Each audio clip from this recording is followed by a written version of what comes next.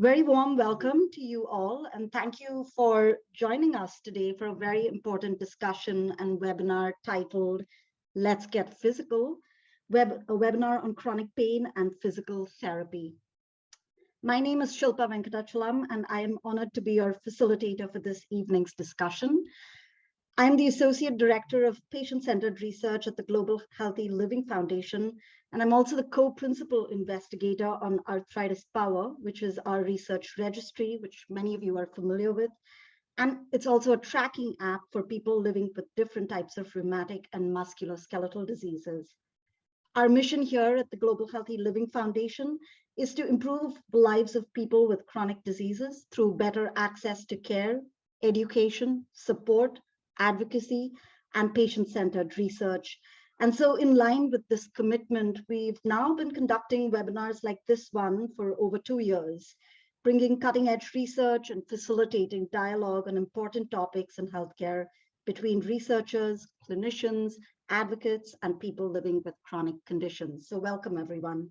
I know we're eager to get started, so I'll take a few more brief moments to quickly frame our discussion for today, go through some very quick housekeeping rules, and introduce to you our speaker. This webinar is part of a larger project on chronic pain, supported by the Patient-Centered Outcomes Research Institute, or PCORI. And the project is called Encouraging Patients to Manage Chronic Pain, using the latest evidence from research. The main aim of this project is to support our patient communities with reliable science-based information about managing chronic pain and to provide tools and resources to help you and others manage your chronic pain better. As part of this project, we've developed a number of free resources which you can access on Creaky Joints at www.creakyjoints.org. And now for the interesting stuff, on to today's webinar. Managing chronic pain is challenging, to say the very least, and there are several different tools and strategies that we can use to help us do that. These might include a combination of things like diet, exercise, medication, counseling, things like behavior cognitive therapy, and even apps like Arthritis Power to track our pain to help us communicate our pain better to our healthcare provider. Physical therapy, which research has repeatedly shown to be beneficial for many of us who live with chronic pain, may also be recommended at some point to you as a way to manage symptoms such as pain, physical function, and mobility. But really, what exactly is the value of physical therapy and how can it help in both the short term as well as the long term? What can you expect and what should you consider before doing physical therapy? Dr. Susan Knoll, who you can see on our screen now, will explain what physical therapy is and what to consider before deciding on a physical therapy program. She will also offer a few easy to follow stretches that may help you over time. As always, we recommend that you always consult your healthcare provider before starting any new exercise or exercise plan. Dr. Susan Knoll received her doctorate in physical therapy from the University of Utah in 2004. She currently practices in San Francisco and is specialized in, sorry, let me just move on to the next screen so you can follow me. So she practices currently in San Francisco and she specializes in outpatient orthopedic physical therapy. She has worked with a number of athletes before and is an outdoor athlete herself. And she is also recovering from left knee surgery and so is herself a physical therapy patient. It is an honor to be joined by her today. We thank her for her time and wish her a very speedy recovery as well. Thank you so much for the introduction, Shilpa, and thank you everyone who's tuning in today for this webinar. Thank you, Susan. I'll just go through some very few brief housekeeping rules so we can keep this moving. So just for our audience, please note that all audience members will be placed on mute. This is mainly to help us ensure a good quality recording for the webinar. So people who do not have the chance to attend live can access it at a later point. The webinar will be posted on Creaky Joints at creakyjoints.org. In an effort to provide greater accessibility, this webinar will provide closed captions. You can click on the closed caption button on the bottom of the webinar screen to turn them on or off. This webinar is for us all. We encourage your questions. Please send us your questions via the chat box, which you should see on your screen. Your questions help us inform future content that we develop at Creaky Joints. I will say that we've received a high volume of questions, and of course, we want to try and answer all of them to the best of our ability. But given the constraints of time, we might not be able to get to your specific questions. And for that, I apologize in advance. Dr. Susan Knoll will present for about 35 to 40 minutes, and then we will have our Q&A session. So once again, please send us your questions at any point during this webinar. With that, I'll turn it over to you, Dr. Susan Knoll. Take it away. Thank you again, Shilpa, for the introduction, and thank you everyone for tuning in. Obviously, this is a subject I'm excited about. Excited to be here to talk about what I do and how physical therapy can help those of you who are living with chronic pain conditions. So first, I'll start by talking in general, what about physical therapy and chronic pain, and then we'll go a little bit deeper into what kind of considerations you want to think about in physical therapy for different chronic pain conditions. So we're going to talk about 3 of the most common musculoskeletal chronic pain conditions: osteoarthritis, rheumatoid arthritis, and chronic low back pain. So what is physical therapy? In general, physical therapy is multimodal treatment for patients who have been immobilized, impaired in their movement, flexibility, strength, physical performance, and/or function. And by multimodal, what I mean by that is we use a variety of treatment approaches and modalities in the clinic and recommendations in and out of the clinic. Next slide. So what is a physical therapist? As physical therapists, we really are movement experts. That's really what we do. But in my experience in the last 17 years of treating patients, I've developed my own philosophy about what we really do. I think it goes deeper than being a movement expert. I really think what we are is we're like body detectives.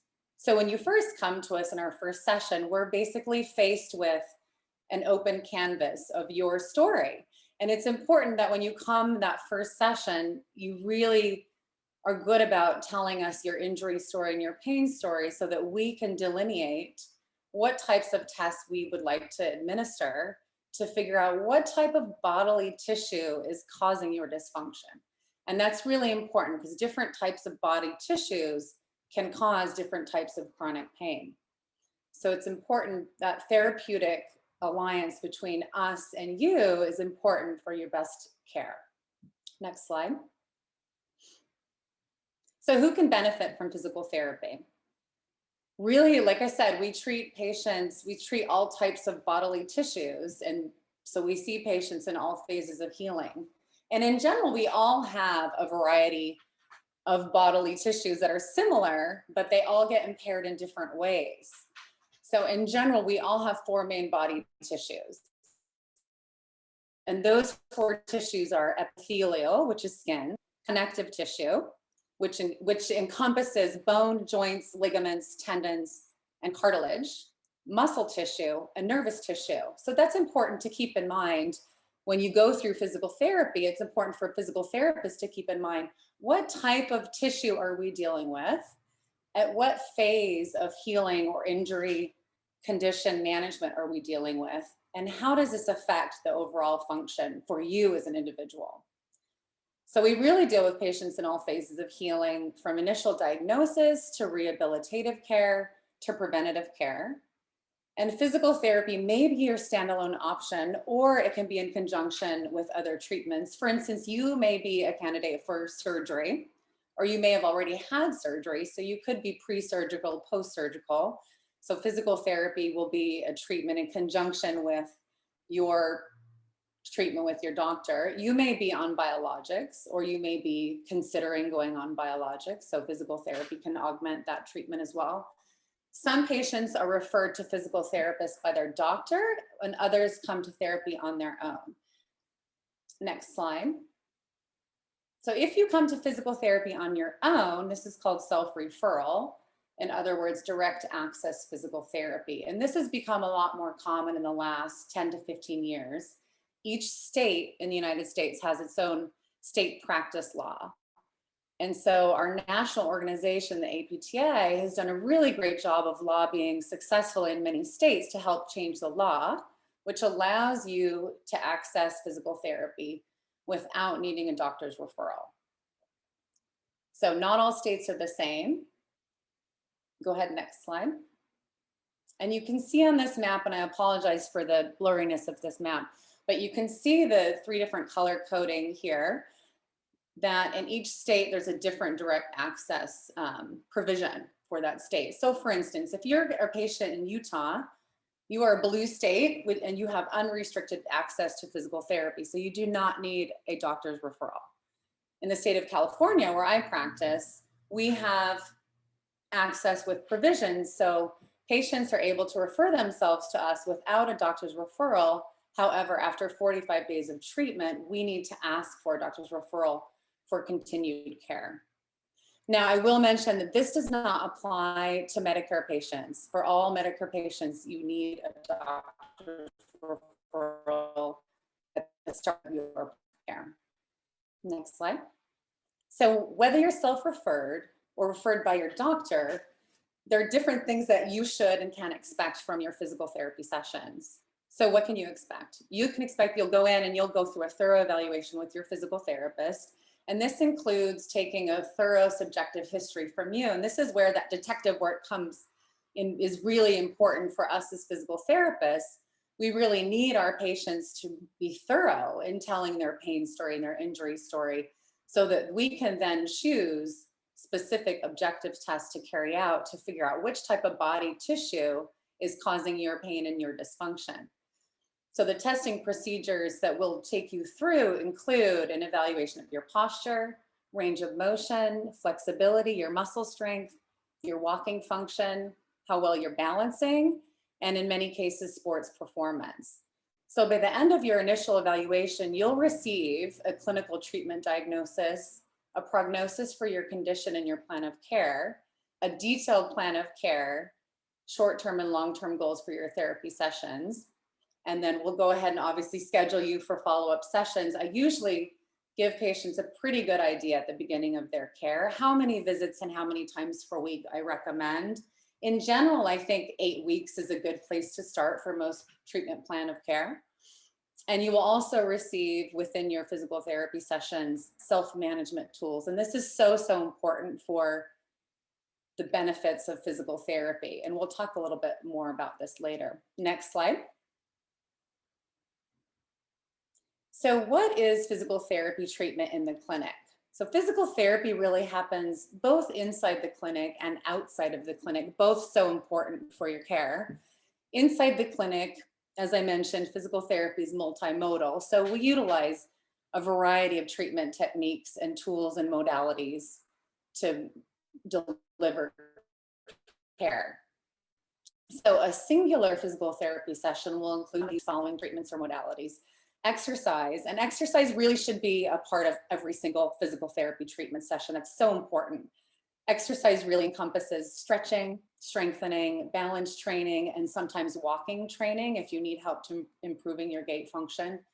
Ultrasound, and ultrasound is an ultrasonic tool that delivers mechanical energy to your tissues. And there are 2 main benefits from ultrasound. This is not the visual ultrasound used in obstetrics, but this is a sound wave in the clinic that benefits 2 different aspects of care. We use it for scar tissue breakdown and tissue healing.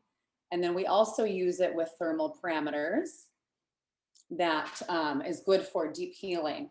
And I often use that in conjunction with manual therapy or prior to doing manual therapy for a patient. We use thermal modalities, heat and ice, traction, and traction, it can be manual or mechanical. Traction is, in a most simplistic form, what traction does is it basically opens up joint spaces and creates more space for those joints to move. So this is good for arthritic conditions, any sort of disc problem. Joint mobilization is just a variation of traction taken a little bit further. In joint mobilization, we're moving joint surfaces to create more mobility within a joint. So this is great for joints that have a lot of inflammation, discomfort and need a little bit more space to move comfortably and be lubricated, joint mobilization is a great and powerful tool for that. Massage, I think, speaks for itself. Electrical stimulation is another great modality, and there are two main forms for that, TENS and NMES. TENS is sensory level electrical stimulation. So what that does is it delivers an electric current to your tissues, and it's delivering information to your tissues that blocks those pain pathways to the brain. So TENS works on something we call the gate theory. It stops that gate theory, stops pain pathways to your brain. So you can actually get pain relief for up to 8 hours after a TENS treatment.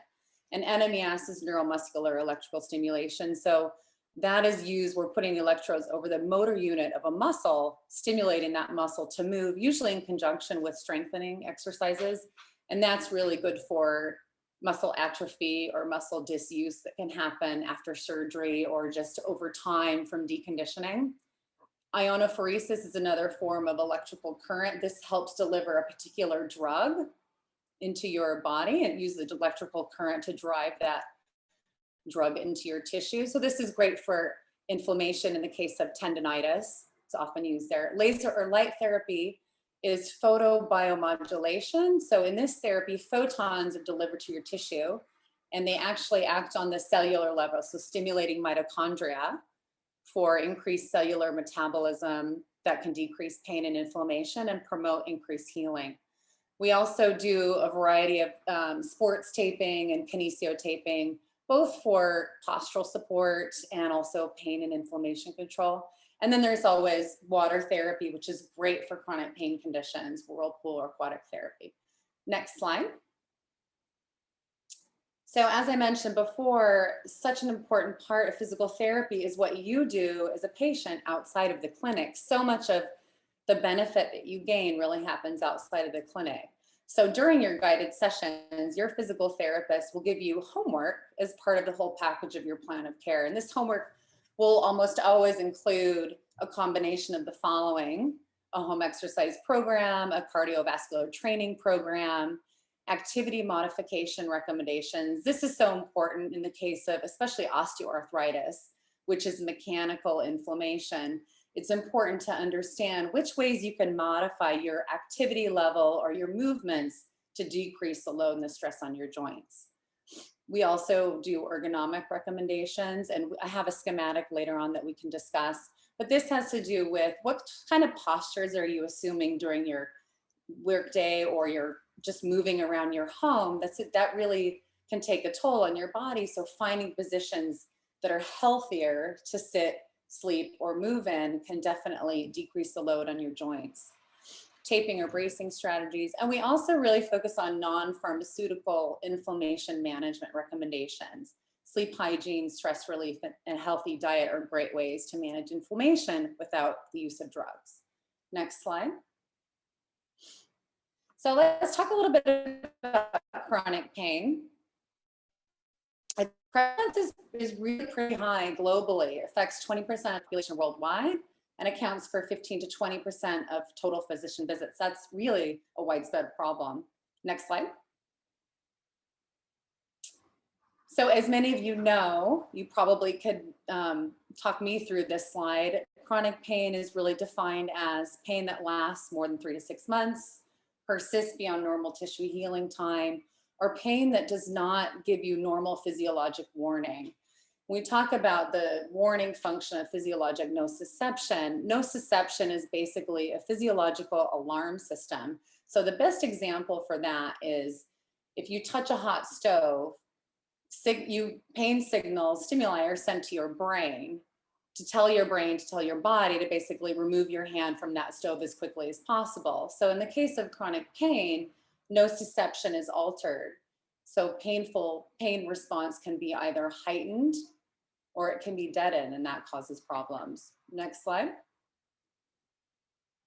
So there are many different classifications for chronic pain, and we're not going to talk through all of these because there's quite a wide array, but one size does not fit all. And I think that's another important concept for a good takeaway for this webinar, is that chronic pain comes in many different shapes and sizes, and there are different bodily tissues that are the pain generator behind that chronic pain.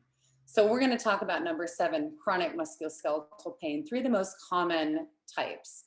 Next slide. So we're going to talk about osteoarthritis, rheumatoid arthritis, and low back pain. So chronic low back pain is an example of a chronic primary musculoskeletal pain condition, whereas OA, which is considered non-inflammatory arthritis, and RA, or inflammatory arthritis, are considered secondary musculoskeletal pain conditions. And that just means that those conditions are the cause of another disease process or condition.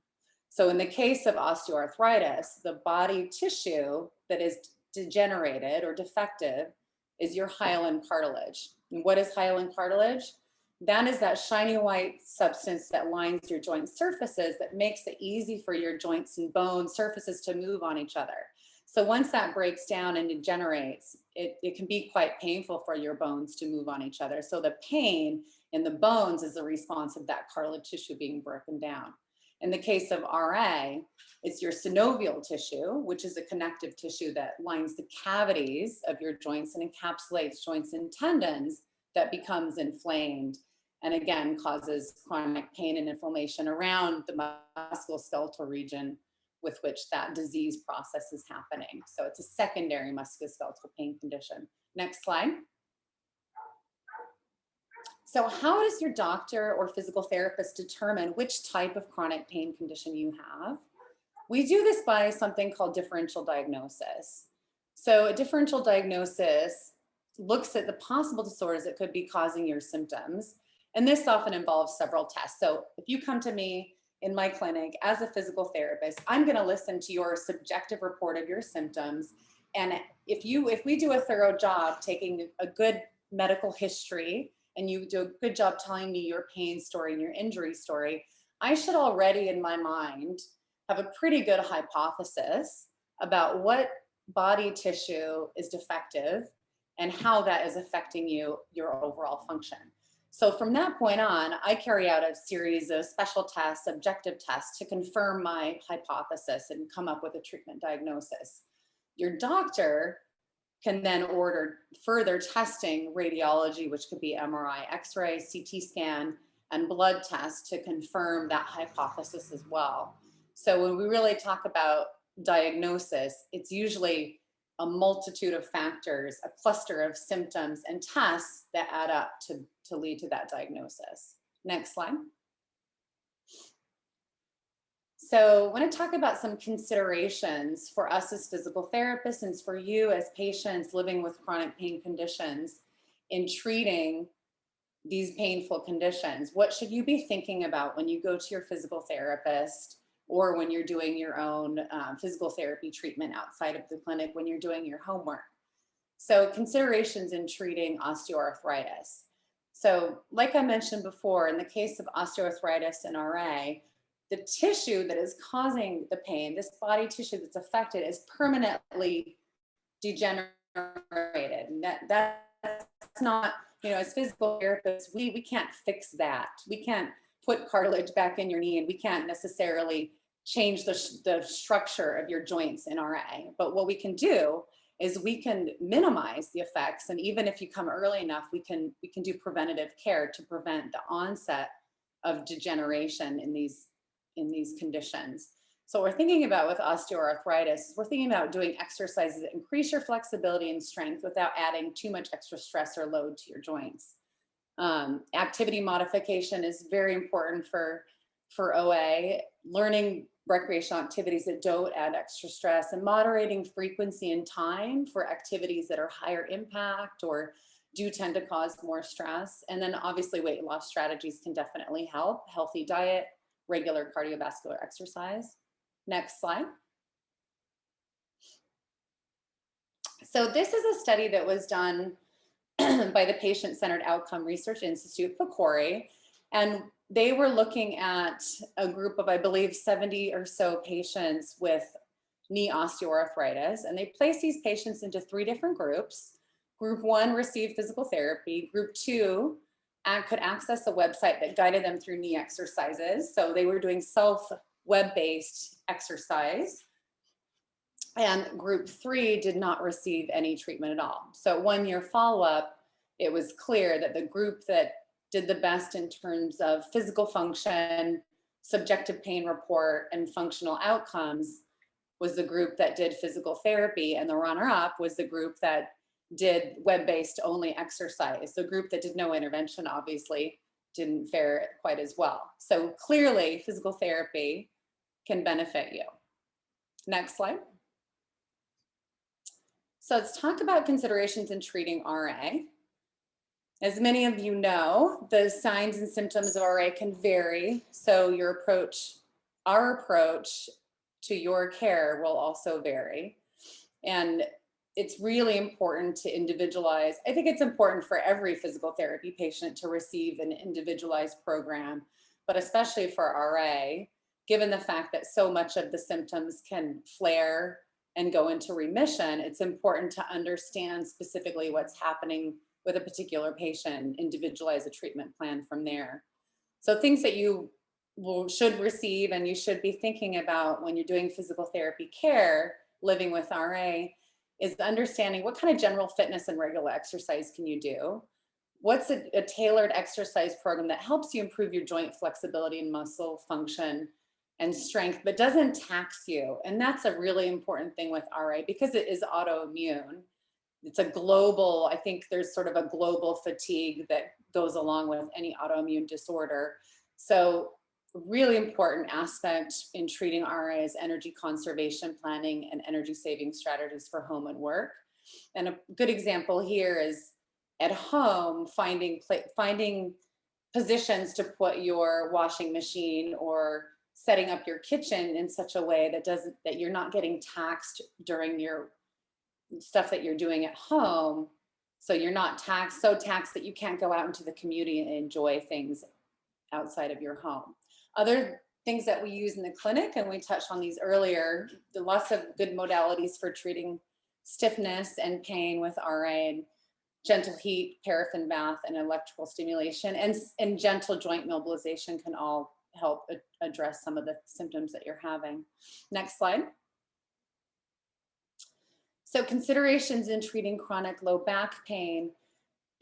So one thing I want to mention here with low back pain and chronic low back pain is that different from osteoarthritis and RA, where there is a specific body tissue that has degenerated. In OA, it's the cartilage that lines your joint surfaces. In RA, it's synovial tissue.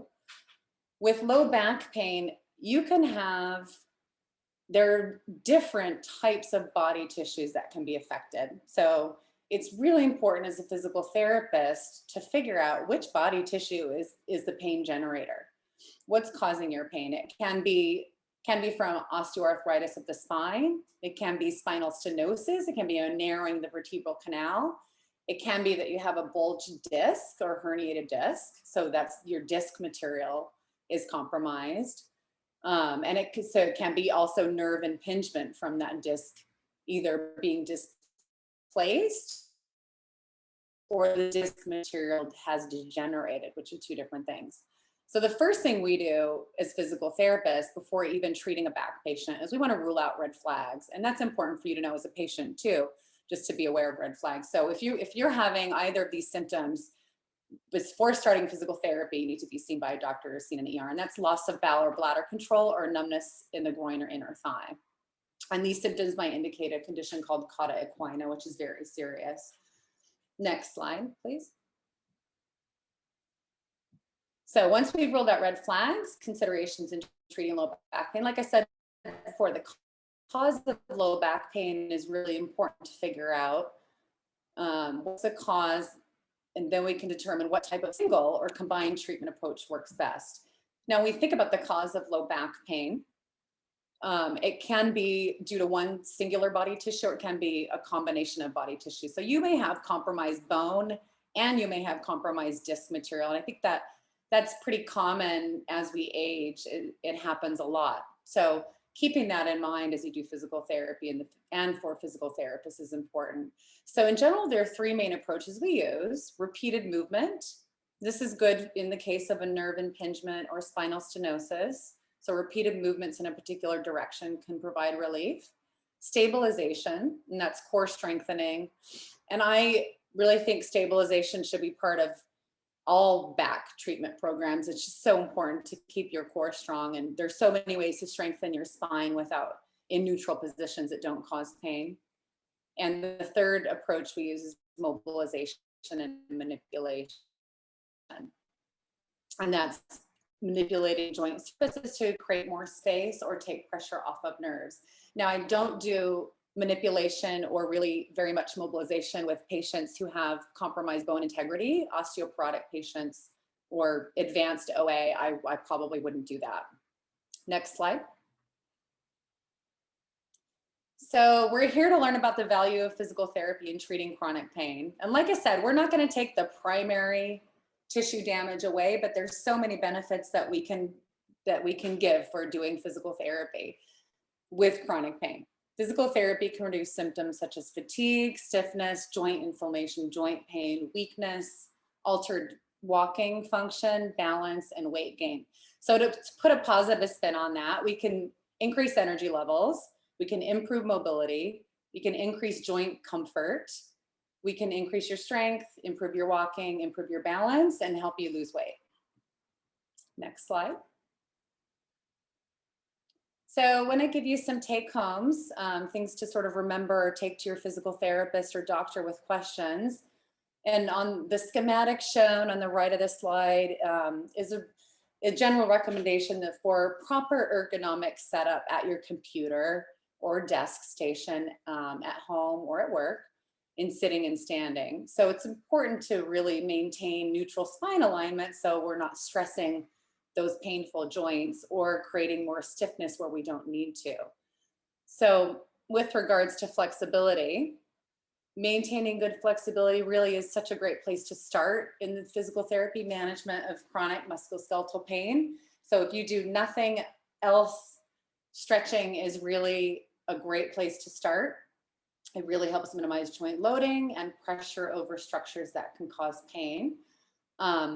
And what I did here is we're going to talk through just briefly five very common stretches I use in the clinic.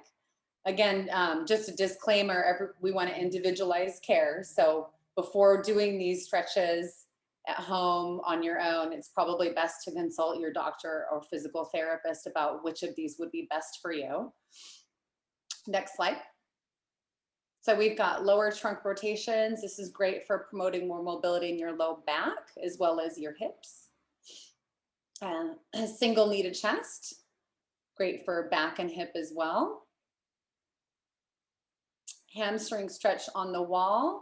Tight hamstrings can definitely create more load in the spine and can add to low back pain. So that's important to keep those muscles loose. Gluteal stretch. And then lastly, hip flexor stretches. All right, so we'll open it up to questions.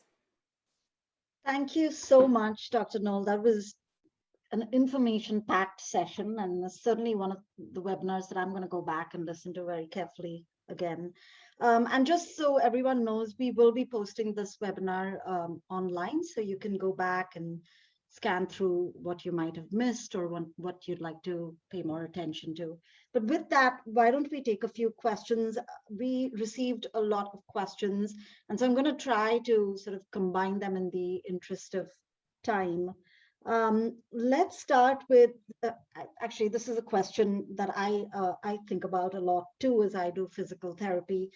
How long do I need to do physical therapy to really begin to see the benefits and the effects? I know you mentioned somewhere during your talk that you generally give patients an 8-week program.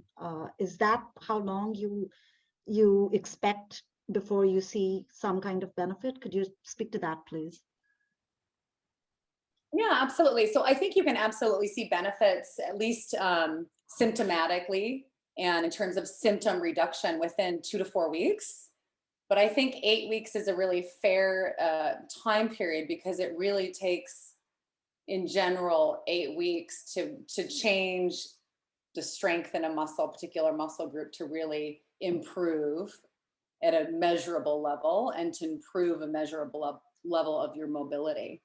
So however, you may feel immediate benefits, I think, even after one session with symptom management, pain modulation with the TENS or the heat and stim, some of the stretching massage that we do. I mean, massage is a great tool just for pain relief in of itself. So yeah, I do think 8 weeks is a really, in general, great place to be patient. That's good advice, because I'm culprit with many other, and I'm sure many others listening are, where you stop treatment once you start seeing a slight benefit, and then it all comes back. So be patient is indeed good advice.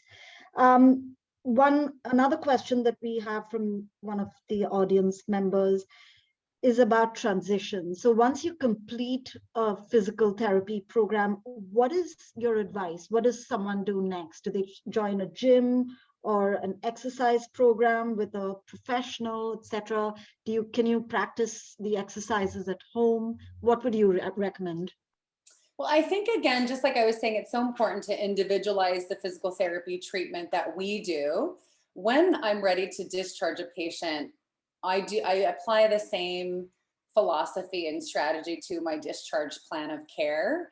And what I typically do with every patient is set up an exercise program with specific frequency and days per week, intensity, number of times stretching, which exercises to focus on, that I think they should continue moving forward. And I think with that being said, it's important to individualize, because some patients may be appropriate for community wellness programs. They may need a little bit more supervision, or they may want more accountability to work with a personal trainer. So I think that, again, that's just sitting down and having a really good discussion with your therapist. But definitely some discharge recommendations are important. And I absolutely think everyone should consider transitioning to that continuum of care, continuing your exercises and being consistent, because so much of the benefit you gain from doing exercise or these other treatment recommendations,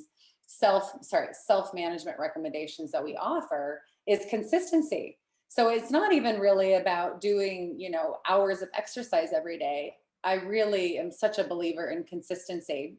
That is the most important part. Whether you're just going for general fitness to maintain a certain functional level, or you're an elite or professional athlete, consistency is so, so important. Even if you do 10 minutes of stretching twice a day, I believe everyone can find 20 minutes. So yeah. Great, thank you.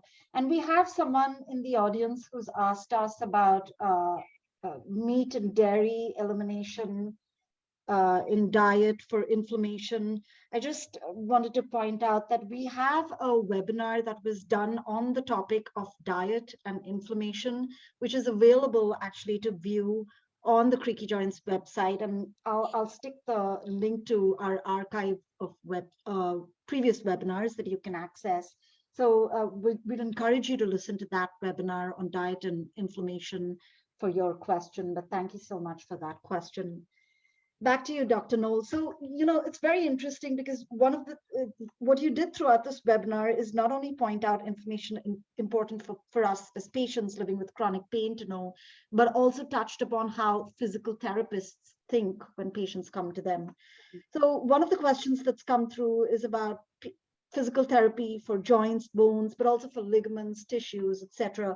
Is there a different type of physical therapy for bones versus tissues versus ligaments? What are physical therapists thinking about when the patient comes into your clinic? Absolutely. Yes and yes. Or the short answer. Here's the long answer. I want to clarify the word tissue, because like I mentioned before, we all have 4 main types of tissue in our body. That's epithelial tissue, connective tissue, muscle tissue, and nervous tissue. So absolutely, we treat all types of tissue, because all different types of injuries fall within those categories. Connective tissue is primarily, connective, nervous, and muscle tissue is primarily what physical therapists treat, however. And connective tissue encompasses joint, bone, cartilage, tendon, and ligament. That's connective tissue. Then you have your muscle tissue and your nervous tissue. So I sort of touched on this before, but different types of tissue will elicit different types of pain.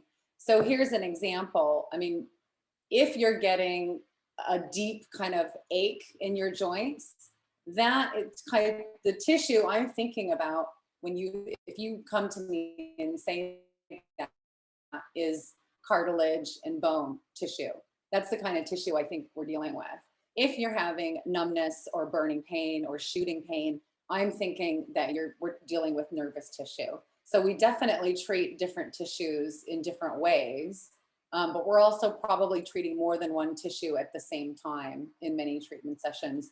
So here's an example. I'll try to clarify it a little bit better with an example. So if a patient comes to me with like a really bad acute ligament sprain, and they can't walk, and we're worried about that ligament being completely torn, then my treatment approach initially is going to be to immobilize the joint and that tissue and protect it. So I'm thinking about tissue protection and inflammation management. Now, another patient may come to me and describe, that they had a muscle pull or something, like they pulled a muscle running out or in a soccer game or something, but they're walking and they're ambulating just fine. So I would categorize that as a mild muscle strain. So in that case, again, I have to think about what kind of tissue am I treating and at what phase what's the severity and nature of involvement, and how can I promote proper tissue healing and recovery for that patient.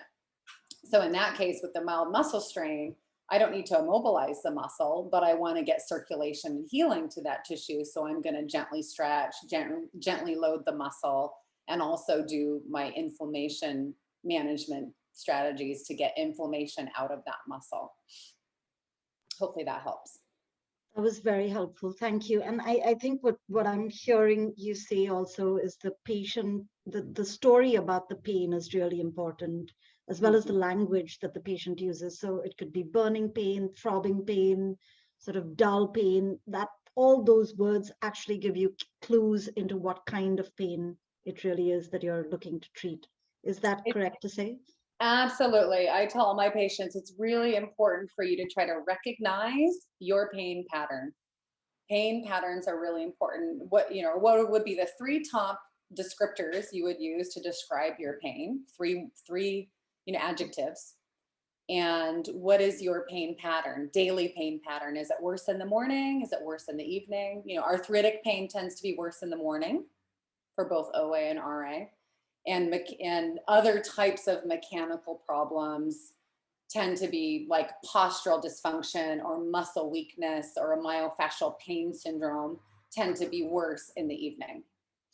Mm-hmm.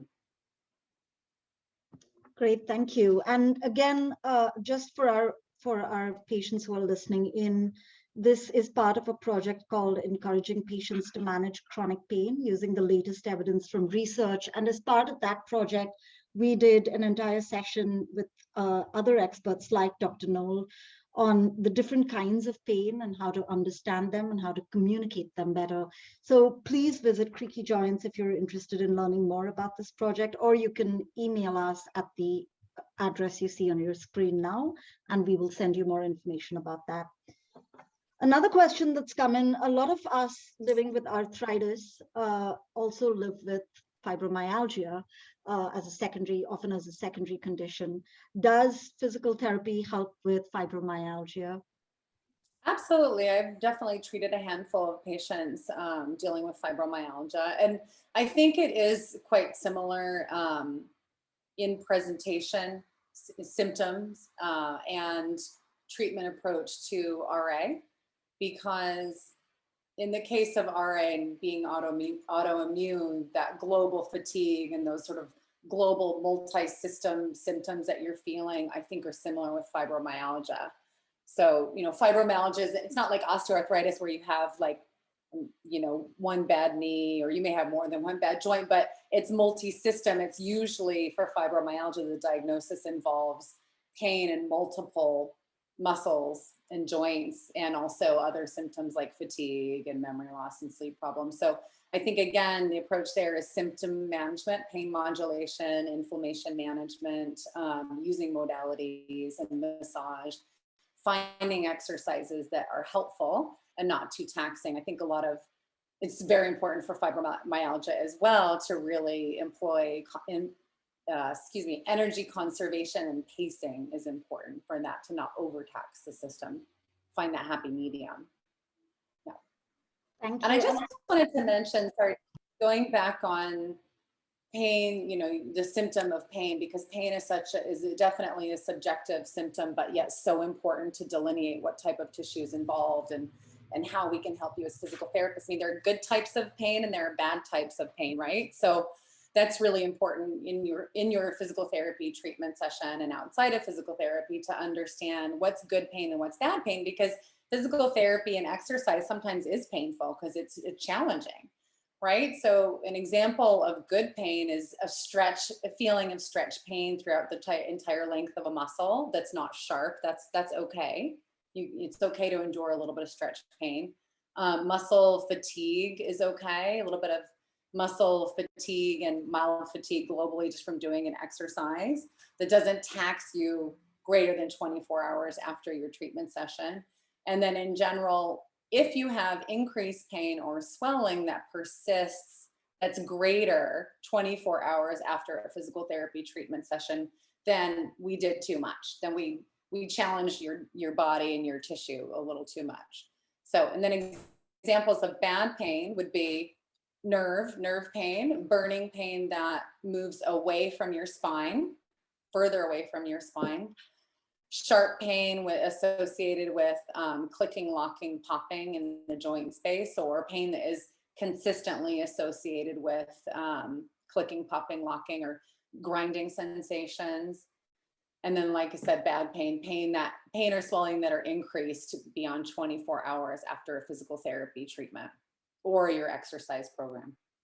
This is great. Thank you so much. And we have such fantastic questions coming in from the audience as well. So thank you for your questions. I think we have time for 2 or 3 more questions. So related to what you just spoke about, I have 2 questions. I'll start with the one on no pain, no gain. So you talked about good pain and bad pain. And we often hear, no pain, no gain. So how do I know when to push myself? Because this is something that we as people living with chronic pain conditions, we often hear, don't give up and keep at it. How do we know when we're pushing ourselves too much? Yeah, I think the most basic way to answer that, your first thing that you should be thinking about is, do you have pain and increased symptoms that persist beyond 24 to 48 hours after your physical therapy? Or do you have other problems that have arisen due to your physical therapy program? Maybe you had, pain is arising in another joint. You may be compensating elsewhere. Yeah, I think you should never have fatigue or soreness that persists beyond 48 hours after an exercise program or physical therapy session. And the other thing I think that's important to remember, especially with chronic pain, is that there's ways to break down pain in terms of intensity and frequency. So when you if you were to put those on a scale at the beginning of your physical therapy treatment, let's say your intensity is high, it's 10 out of 10, and you would call it constant pain. And then 4 weeks into a treatment program, you still have pain. You're thinking, well, why isn't my pain gone? But you have pain maybe 50% of your day, and the intensity, you wouldn't call it a 10 out of 10. So I think it's important to remember that is improvement, even if your pain's not entirely gone. Great things to help us as we move through our physical therapy program. There's 3 or 4 questions actually that have come in about, unfortunately, many of us who live with arthritis have multiple conditions. So it might be spinal stenosis and disc herniation. It might be RA and osteoarthritis, fibromyalgia. Is that something, can a physical therapy program address all conditions, or is that something that we need to be cautious about, especially when we have multiple conditions? Well, I think when you have multiple conditions, like in the case of spinal stenosis, that is going to be important for in the case of a spinal stenosis, it's important to think about certain body positions in which you are doing your flexibility and your strength training. But I absolutely think that you can find a cross section where physical therapy will benefit multiple conditions. You just really need to prioritize. So I think one thing, if it's mechanical pain that's affected by certain positions, then we're going to adjust your position as a physical therapist. But if we've decided that you have a particular muscle groups or joints that are stiff and tight, well, we just modify the position. We can still strengthen those muscle groups and do joint mobilization in positions that won't irritate your other condition and cause greater pain there. Absolutely. And Wonderful. I will say that most patients I see in the clinic, unless they're under 20, have more than one thing going on. Yeah. Okay, that's comforting to know. So the physical therapists are aware that there's obviously patients have multiple conditions, sometimes conflicting conditions. So thank you for that. We have time for maybe 2 more questions. I'm trying to get all the questions answered here because I really want people's questions to be answered, but unfortunately we have only a limited amount of time on these webinars. So just for the audience to know, we really do apologize if we're not able to get to your questions, but we do use your questions to inform our content. So we will find a way to respond to your questions, even if we don't get to them on this webinar. One question that came up is about TENS. So if you have a medical device, for example, a pacemaker, is that something that, I suppose that's something you should tell your physical therapist, but is there any word of caution, or have you ever encountered a situation such as that, and any words of advice for that? Absolutely. So for all modalities, there are certain contraindications and then precautions for use. And for TENS, a pacemaker is a contraindication. I would not use TENS for a patient who has a pacemaker. That's a definite contraindication. Great, thank you. Good to be aware about these things. And then the final question before we can move towards wrap up is, for people living with specific conditions, RA, OA, things you touched upon, how do I find a physical therapist who is specialized in those conditions, or is that not necessary? Are all physical therapists trained in different pain conditions? Well, I think there absolutely are pain clinics. And I mean, I would guess that a lot of the patients attending, a lot of you attending this webinar may have been to a pain clinic. And there are therapists who are employed to work in pain clinics. So I think that in a pain clinic, it's a pretty good interdisciplinary setting. By interdisciplinary, I mean there's a physical therapist working with you. There are doctors there. There may be social work helping your home environment or manage if you have more advanced conditions.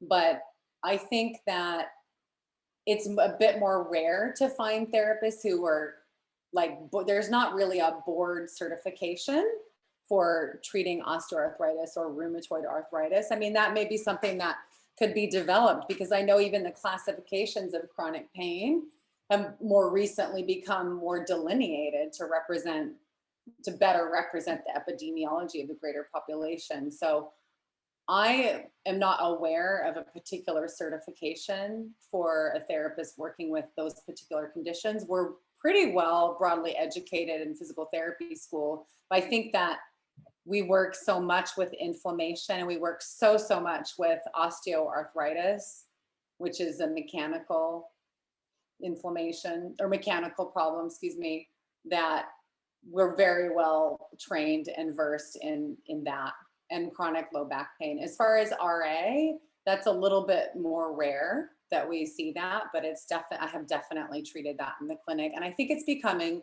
actually more common for physical therapy to be prescribed. So thank you, the doctors out there who are prescribing physical therapy for treating RA, because I think that is actually becoming more common. It was not as common, I think, actually when I went to school. So. Great, thank you. So the underlying message there, and sort of the resounding message there, really is to communicate your pain what it feels like, where it's coming from, etc., so that you can develop a custom tailor-made program to suit your needs. Absolutely. Wonderful. So with that, thank you so much, Dr. Susan Knoll, for taking this time. This was such a very informative webinar. We could have had this conversation for 2 hours instead of 1. There's so many more questions that we haven't been able to answer, and I truly apologize to our audience for that if we haven't been able to get to your question. But thank you to the audience for all your questions. We maintain, in general, for these webinars, we maintain a list of questions, and they always help us to inform our content, like I've said before. So please don't think that your question hasn't been answered. We will find a way to get back to you. Again, this webinar will be posted on Creaky Joints in about 7 to 10 days. You can access it along with some other resources that we developed as part of the chronic pain project that I keep talking and referring to. We'll stick a link in there on the Creaky Joints website as well, so you can access these free resources that we've developed as part of this project. This webinar was also made possible with support from the Patient-Centered Outcomes Research Institute, or PCORI, and we remain grateful to them for their support. Dr. Susan Knoll, thank you so very much for this webinar once again. Please stay tuned, everyone. We have webinars. We conduct webinars like this on various topics regularly. If there are certain topics that you are particularly interested to learn more about, please feel free to email us and we will consider doing a topic that you suggest. With that, thank you very much for attending. Thank you for your questions. Dr. Knoll, thank you for answering our questions, and have a wonderful rest of your day, everyone. Thank you.